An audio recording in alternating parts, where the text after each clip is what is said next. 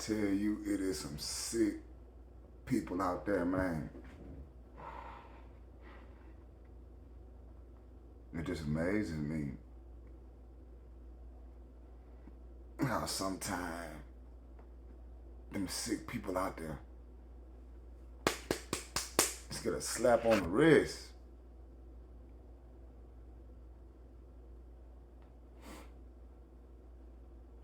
And sometimes, man, I think they just want stuff to continue to go on like a cycle. You know what I'm saying? That's what I be thinking. Make sure you like, share, and subscribe. Like, share, and subscribe. Thumbs up, thumbs down. Thumbs up, thumbs down, man. We got this case here, man. First of all, I want you to subscribe to Man channel. Man, his crime content is so gutter. So gutter. And it's off the chain. And I'm sorry, I gotta get off some of his video, man. Look. This Granddaughter, man. Them fondue. Grandbaby. Grandchild, whatnot. And man, it's real sick. I'm gonna leave a link in the description box, man. But the stuff you finna hear, man, it's gonna make you cringe, and you're gonna be like, man, what in the freak? What in the freak? But assalamu alaikum, people. This your boy Moose. So do me a favor, like, share, and subscribe. Like, share, and subscribe. Up, down. Thumbs up, thumb down. You know what I'm saying? Shout out to the Black YouTube, Ticket TV, Carcino, Kwame Brown, League Attorney, J.R. Wisdom, Mr. Palmer, 2 Raw for Sports, 2 Raw for TV, Kicking with Mr. Moss, LC Predator Catcher, Corey Holcomb, J.D. Black, Professor B1, Tariq Nasheed, Dr. Umar Johnson, all these men bring that flame, and I just want to be one of them. You know what I'm saying? But thumbs up, thumbs down, man. We got so much audio, man. Come from my man, Mandu. You got some good content, homie. And I'm finna spread some of it. So get your popcorn, man. I hope y'all don't get upset, cause I was high. This shit right here woke me up. I'm gonna read some information. Okay. Committee on Parole is called back to order. Time is 10:17. Our next case is Mr. Freddie L. Douglas. Mr. Douglas, would you please give us your full name and DOC number? Freddie Douglas, 631670. Mr. Douglas, let me explain our process to you. First, I'm going to read some information into the record, and then we'll conduct a parole interview with you. At the end of that parole interview, you'll have an opportunity to make a statement to the board before we vote. You understand our process, sir? Yes, sir. This is Freddie L. Douglas, DOC number 631670, date of birth May the 13th of 1955. He's classified as a first-time felony offender.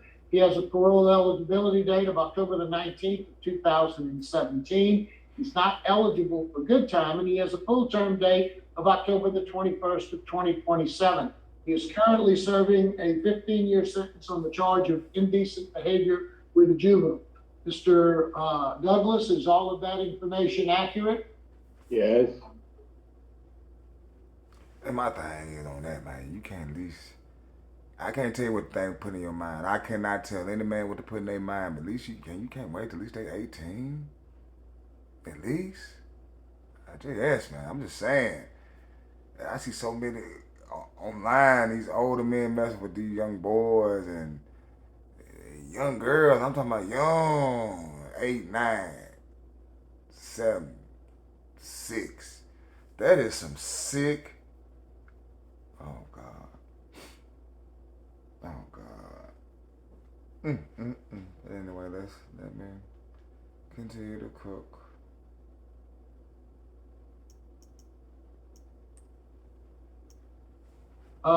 This is Jackson team. Your case has been assigned to Ms. Bonnie Jackson. Would you please answer any questions she might have? Good morning, Mr. Douglas. How are you doing today? I'm okay. Little nervous. I understand. How old are you, Mr. Douglas? I'm 67. When do you make 68? 68. I don't, I, I don't know how old you are. You tell me how old you are. I'm 68. May 13th, 55. Okay. And I'm a you little have, nervous right now. well, I'm asking you the easy questions right now so you don't have to be nervous. Okay. How old you are, that's a pretty easy question. Okay. Okay. How much time have you served on this charge? Well, this year going on 11 years. So, over 10 years, but not quite 11, is that what you're saying? Right. Right. Now, the victim in this case was your 8-year-old step granddaughter. Is that correct? Yes. Yes, ma'am. Oh God. 8 years old. And look what he did. This is some sick shit. Mr. Douglas, I do need to talk to you about the circumstances of this case, what you did. And so I need you to tell us what you did. Why are you in prison right now? What I did, well, I touched my granddaughter in the wrong way. Well, you did a little bit more than touch her. You actually penetrated her vaginally and anally. Correct. Oh God. Oh man, what in the Well, I'm glad to see that you actually penetrate My granddaughter in the wrong way. Well, you did a little bit more than touch her. You actually penetrated her vaginally and anally. Correct. Well, I'm glad to see that you're acknowledging that you did that because when you talk to the sex offender assessment panel, you denied that you had done anything, and you said that you're remorseful for what happened to you and this little girl. I am Well, remorseful.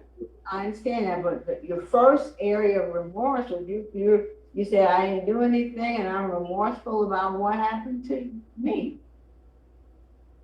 But today you acknowledge that you had inappropriate sexual contact with your 8-year-old step granddaughter. Is that correct? Correct. Have you completed all 4 phases of sex offender treatment? Yes, ma'am, I have. So you did 1, 2, 3, and 4? Yes, ma'am, I have. Well, let's talk about that. I wanna hear from you what you learned from that program. What you learn about yourself, what you learn about what would cause you to commit this against the child. So I want to hear what you got out of the sex offender program that helps you understand how you could have done this really terrible thing for this little girl. So tell us about what you've learned in your sex offender treatment. He would have lined a whole bunch of knuckle sandwiches in my school, boy. Good God Almighty, man. What in the fuck? What in the fuck, man? Really? You couldn't go buy no pussy, nigga? Really? Sick motherfucker, man. I learned that That I nut ain't had a that good. problem, and my behavior wasn't, you know, all that good because I was under the influence of substance, and you know, but I'm not that person no more. No, I'm gonna jump to that right now. I'm trying to get a picture. You know, most people don't look at an 8-year-old girl and have sexual So, intention mm, towards an 8-year-old little girl. They just don't see children that way. motherfuckers need shame. He need to be shamed. Shame like a motherfucker, man. This is some sick shit. But man, dude, boy, this is some bullshit right here. God, man. Oh, nigga, you couldn't wait. Oh, you couldn't go get about no. So why do you think you were sexually attracted to an 8-year-old little girl? Well, I really don't know why that happened the way it happened. You know, I'm just being honest, cause I That nut, you think about that nut. That's all it is, homie. Trying to get that quick one off. And that's some sick shit. You couldn't go find no at least a goddamn ATL. You sorry motherfucker, you. done anything like that, and that never entered my mind like that. At that, you know, I don't know why it just came up at that moment like that, but I'm pretty sure it won't happen again. Well, you know, part of something not happening again is understanding why it happened in the first place. Mm-hmm. Follow me? Yes, ma'am. And according to the victim, this wasn't a one-time incident. It happened more than one time over the course of a summer. And Oh so it my wasn't like a God. one-time Oh my incident. God. It was something that happened more than one time. Correct. Oh my God. I didn't make it this far. Oh my God.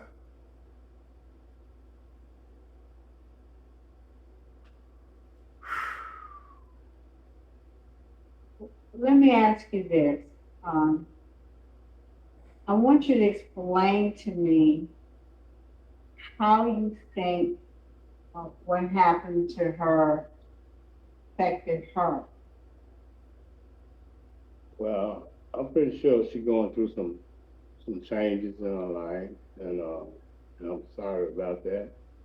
That the damage I've done to her, and you know, it's just unexplainable to me right now. You know why it happened the way it happened, but I just feel bad about it. Ain't no unexplainable. You knew what you did. You had it envisioned in your mind. You had the ending in your mind before it began. So ain't no unfortunately you know how it gonna happen, man. Motherfuckers kill me. Just a mm, mm, mm, mm, mm, mm. Man, this is sad. This is sad the motherfucker. You know, Um, so she was 8 then, so she would be around 19 or 20 right now. How do you think that's affected her relationship uh, with her grandmother or with, uh, boyfriend? How do you think being molested as a child has affected her ability to have healthy relationships with people? Correct. How do I think? Yeah, how do you think it's affected her ability to have healthy relationships with people? Well, I do think that she having problems, and I think she do think back on what happened to her. It's not something that she's gonna forget. I'm pretty sure of that. So, I'm sorry about that. And Well, let me ask you this, when the situation came to light, about when it all came out, what right, had happened, um, did her grandmother believe her? uh, did her grandmother believe her? I don't know. Well, I'm pretty sure she did. I'm pretty sure she Um, did believe her. were you married to her grandmother, or were you all just living together? I'm married. We're married. All right, and so when it all came to light, what did the grandmother say to you about it? Well, she asked me about it. And what did you tell I denied it. her? Okay, and did she believe you when you did not denied it? No, she didn't believe me. And sometimes when a victim reports something and a family member doesn't believe it, that just Oh, compounds the damage that's done. So I'm glad the grandmother oh, didn't take your side. I think mm. that would have been even worse for her. Um, are you divorced? No. Do you have any contact or relationship with your wife? Yes, we do talk. Are y'all planning, whenever you get out, are y'all planning to resume your marriage? Well, she want to, but I'm thinking that's gonna be impossible because the circumstances that situation I'm in, dealing with her grandbaby, so I'm pretty sure she gonna be want to come around, and that's gonna be a violation on me. So And also, it would certainly affect her relationship with her grandmother if her grandmother went back to the man who molested her. yeah, well, so That was that's what I'm saying. fine. I'm pretty much gonna tell her. Well, she already knows that we're gonna be separated. Well, I'm glad that you have that insight and understanding it's not a good idea for Right. you and her to be together given, the circumstances of this Ooh, crime. man. What did they teach you in sex offender treatment about how to avoid putting yourself in situations that might cause you to reoffend? What are some things that you learned about how not to get yourself in this same position again? Well, we have three. They have three markers. You have lower, medium, and high. So I'm pretty much gonna try to stay in the zero mark. Okay, but what are some things you should avoid? That's what I'm trying, what did they teach you that you should avoid That's so amazing. You that should you know. don't find yourself back in the same situation? Ooh, I'm gonna have to stop. I'm gonna have to stop, man. Man, dude, you outdid yourself on this one, bro. Lord, good gracious, God. I think I gotta go get this Jane Fonda in, man. 'Cause Gotta relieve some of this stress out this ingesting. God, man. This is a sick motherfucking world, man. Sick.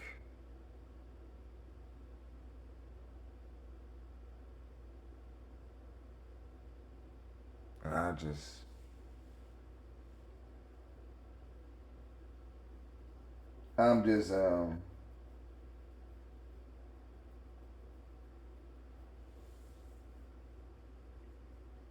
looking at the ways of man in this world. Very wicked. Very, very wicked. Let's see what time it is. Well, it's 4:52, man. Finna get this Jane Fonda in. I appreciate you tuning in. Holla at your boy. Make sure you like, share, and subscribe. Like, share, and subscribe. Peace and bye, Haggard speaking.